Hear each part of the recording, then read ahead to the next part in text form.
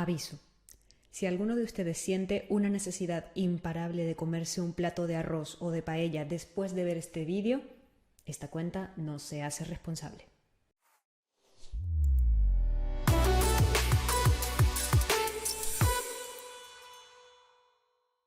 ¿Es el arroz un alimento saludable o no?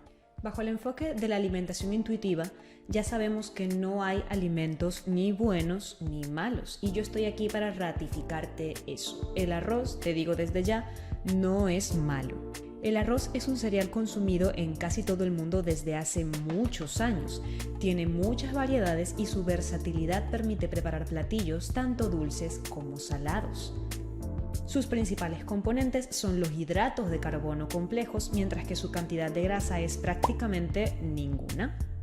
Curiosamente, con la popularidad y el auge de las dietas paleo, keto o low carb, esto ha ido cambiando un poco, ya que se ha demonizado el tema del arroz y todos los alimentos que contengan hidratos de carbono porque son detonantes de los picos de insulina, y se ha disminuido su consumo para pasar a sustitutos menos conocidos como la pasta o el arroz hechos a base de konjac, con el cual tienes texturas similares al producto original con muchas menos de sus calorías. No obstante, el arroz sigue formando parte media de la dieta promedio en Occidente y no nos olvidemos también en gran parte de Oriente. En fin, que el arroz forma parte de muchos de los platos típicos de muchísimos países, sobre todo de habla hispana, en el cual podría formar parte del 100% del plato con alguno que otro acompañamiento. Pero mientras en Occidente pareciera que esas preparaciones nos hacen subir de peso y nos hacen acumular grasa corporal, por lo que lo asociamos con un alimento a evitar, hay otras culturas donde el consumo del arroz también es elevado, pero su población es mayoritariamente delgada, como es el caso de China o Japón. Las razones para explicar este fenómeno, de hecho, dan lugar a mucha controversia.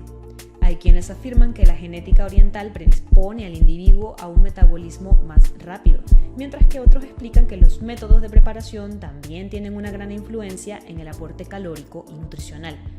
Pero ¿cuál de todos es el motivo principal por qué el arroz nos haga engordar o no? El día de hoy hablaremos sobre la calidad alimenticia de este famoso cereal y por qué hay cuerpos que logran asimilarlo con más libertad que otros.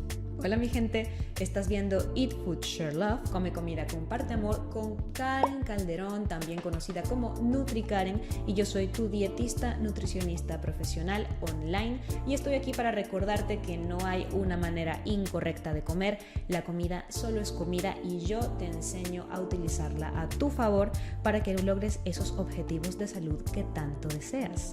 Ya que estás aquí, si eres nuevo, recuerda por favor suscribirte, darle like, darle click a la campanita para que YouTube te avise cada vez que subimos contenido nuevo en este canal. Una vez dicho esto, corre vídeo. Hay una serie de factores que inciden. Yo los he resumido en 4 factores. La similitud del arroz con el azúcar, el componente genético, el tipo de arroz y con qué comemos nuestro arroz. Vamos a ir desglosando cada uno de estos temas. El factor número 1. ¿El arroz es lo mismo que el azúcar? Para perder peso, quemar grasa o sanar el metabolismo hay una cosa que tenemos que tener bien en claro. Sí, hay que disminuir el azúcar en sangre. Los depósitos de glucosa en nuestro cuerpo deben agotarse para poder empezar a comerse la grasa que nos sobra, y esto es imposible si consumimos mucho azúcar al día. Es por este motivo que el arroz en grandes cantidades sabotea este proceso, pues se compone básicamente de almidón, que a nivel etimológico, el origen de la palabra básicamente se traduce como azúcar simple. Es decir, que tú al comer arroz estás comiendo una serie de moléculas unidas que básicamente se componen de azúcar simple. En un estudio realizado por Metabolismo TV con un grupo de pacientes diabéticos tipo 1, el Dr. Frank Suárez escribió que el arroz subía más la glucosa en la sangre que el azúcar. Si una cucharada de azúcar otorgaba 20 puntos de azúcar, una cucharada de arroz podía otorgar 50, 80 o incluso 100 puntos. Esto ocurre especialmente con el arroz blanco que viene pulido y sin cáscara, que es como nos llega muchas veces a los países de habla hispana. Al no tener la cáscara, realmente este arroz ya no tiene sus nutrientes esenciales, y este arroz comercializado a países como España y Latinoamérica pues termina siendo consumido por poblaciones que están comiendo más almidón que en otras partes del mundo. Luego hay un segundo factor, que es el factor genético. Uno dirá, estos genes asiáticos, ¿será que es verdad? ¿Será por el lugar en que nací tengo más o menos predilección a engordar por cierto tipo de alimentos? El estándar de delgadez de la población asiática se ha atribuido en mayor parte a un factor genético. Si pueden comer tanto arroz todos los días sin engordar, deben tener algo que lo procesa diferente. Deben tenerlo. ¿O no? La revista Evolutionary Applications estudió el genoma asiático debido a que ha sido sometido a un estrés metabólico superior durante varios miles de años, y se cree que esto podría haber contribuido a reducir su predisposición a enfermedades metabólicas incluso comiendo distintas variedades de arroz. Si bien el estudio arrojó que puede haber una buena base genética, esto no lo vuelve una especie de magia. No, esto no es magia negra, gente. La genética no hizo todo el trabajo, mi gente. Realmente los orientales, los asiáticos, pueden comer el arroz de la manera en que lo hacen debido a dos cosas: su estilo de vida y su actitud hacia la comida. Sobre la actitud hacia la comida, recordemos que en países como China o Japón, la comida no es solo combustible y no hay un componente emocional. Realmente, el componente es el básico, es medicina. Si bien generaciones más actuales se han adaptado más al estilo norteamericano de alimentación con base en harinas, procesados, fritos y muchos azúcares refinados, el estilo más tradicional y clásico de la comida asiática es mucho más purista en sus ingredientes y con combinaciones diseñadas para mejorar la salud intestinal. Y ahí es donde hay que mencionar también la estructura de vida y de pensamiento de los asiáticos hacia la comida. Normalmente se usan porciones pequeñas con una extensa variedad de platos. Esto de por sí ya hace una enorme diferencia. Mientras en Occidente el arroz puede formar más de la mitad del plato, en Oriente sería el equivalente a una cuarta parte.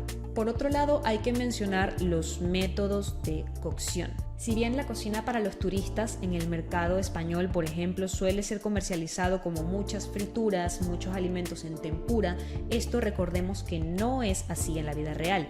En los alimentos caseros en Oriente normalmente se priorizan preparaciones como lo son a la plancha, mucho al vapor y sobre todo con menos almidón.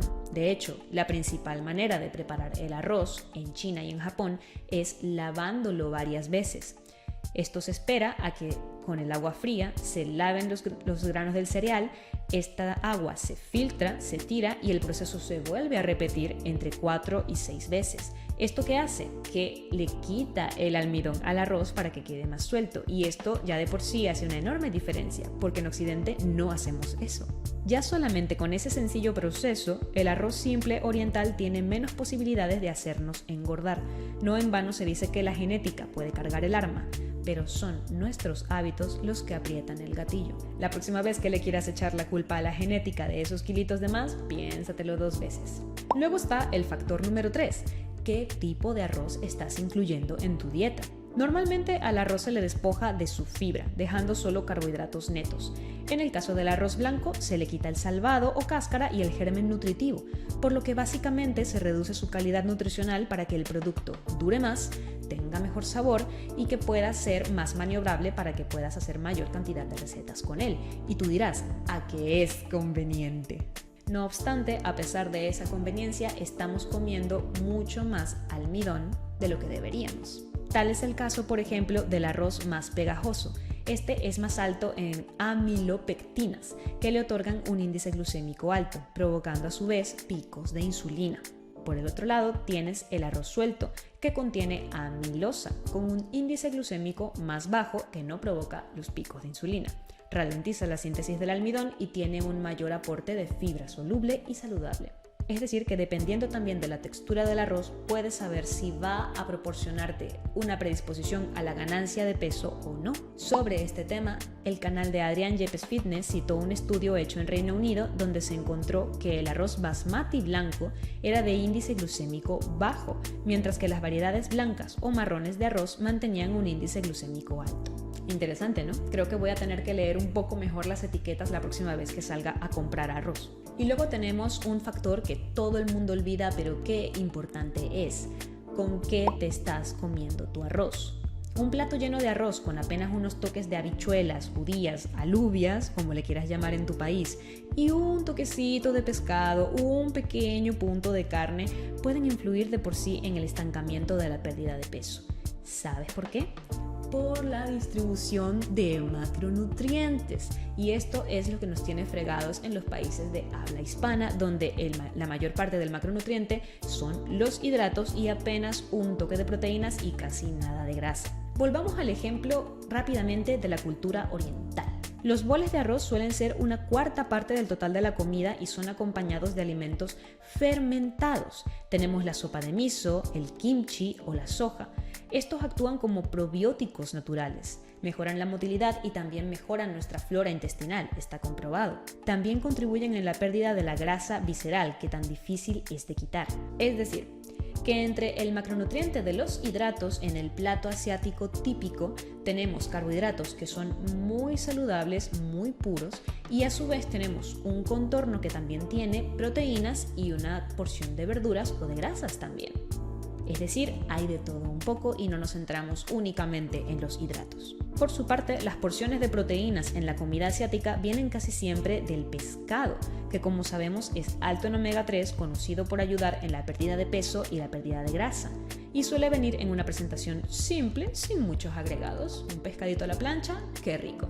Los huevos en tortilla, que son también muy famosos en la cocina coreana o en la cocina japonesa, son un componente de alto valor biológico a nivel proteico, es decir, que es una proteína buena, muy buena, y por eso no hay que dejar de comer huevos. En vez de usar la típica patata frita, hay más porciones de verduras. Y entre estas verduras, las que más destacan como acompañamiento son las verduras verdes, que bien sabemos que nos aportan fibra soluble, que es saludable, nos ayudan en la motilidad intestinal y también tienen bajo valor calórico.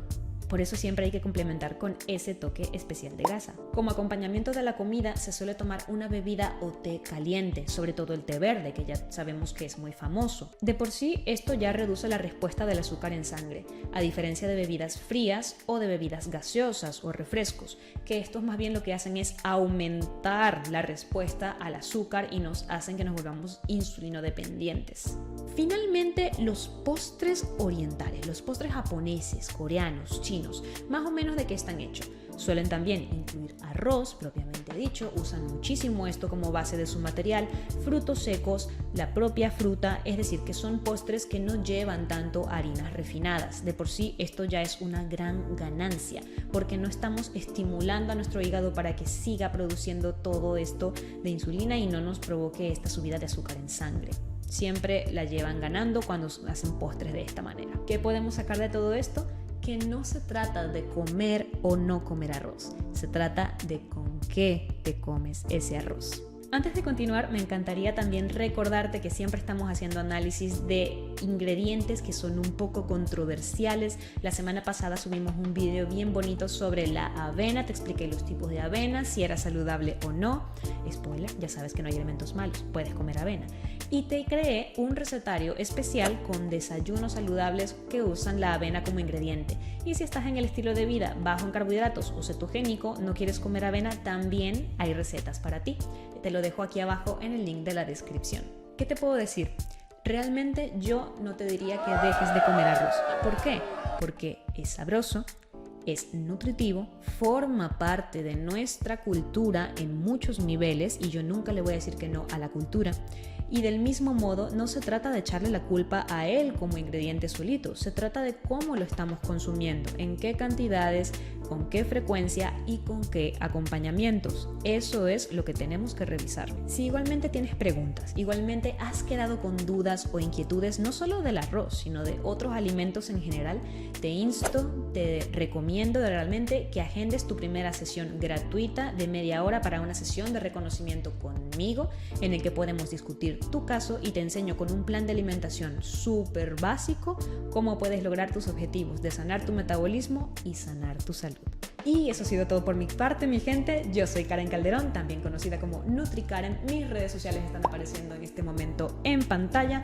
No olvides seguirme por todas ellas o por tu favorita, suscribirte, darle like, todo lo necesario para seguir apoyando este canal, por lo cual estoy muy agradecida. Y no olvides dejarme en comentarios qué siguiente alimento quieres que analicemos, qué alimento tiene fama de ser saludable o fama de ser malo y quieres que lo desglosemos aquí para saber si deberías seguirlo consumiendo o no.